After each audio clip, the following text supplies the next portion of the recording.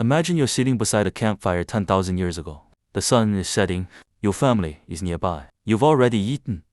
The air is quiet. Life isn't perfect. There are predators. There are storms. There are bad days.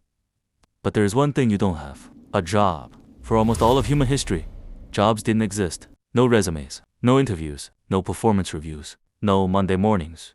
No, sorry, I can't come today. I'm sick. Because there was nobody to ask permission from. For hundreds of thousands of years, humans lived in small groups. If you were hungry, you hunted. If your family needed food, you gathered it. If a shelter needed repair, everyone helped. You worked for survival, not for a paycheck. And strangely enough, nobody had a boss. Now imagine trying to explain modern employment to Krog.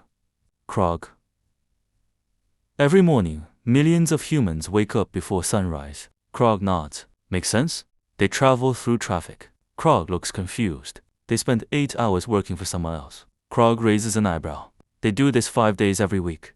Krog becomes concerned. And if they stop doing it, they may not have enough money to survive. At this point, Krog is probably wondering if modern humans lost a bet.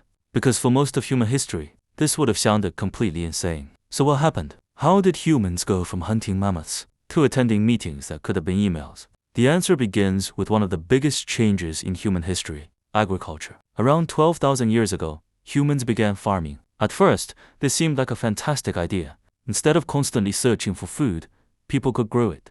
Instead of moving around, they could settle in one place. Villages appeared, then towns, then cities.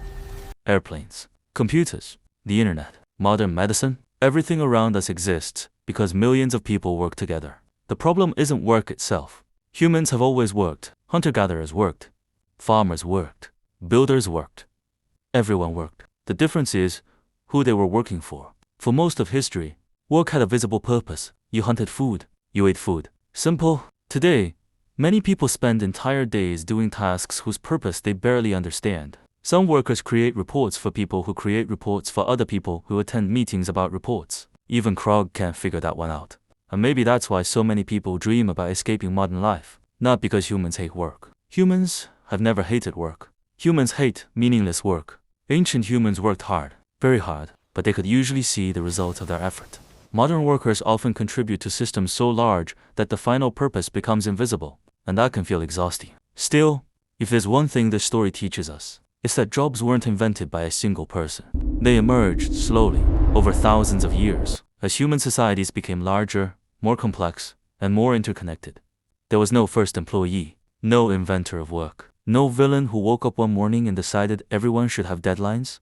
Instead, jobs were simply the result of civilization growing more complicated. But somewhere across history, there was probably a human who became the first person ever asked to spend the entire day working for someone else. And if Krog had been standing nearby, he probably would have asked the same question millions of workers still ask today. Do I at least get weekends?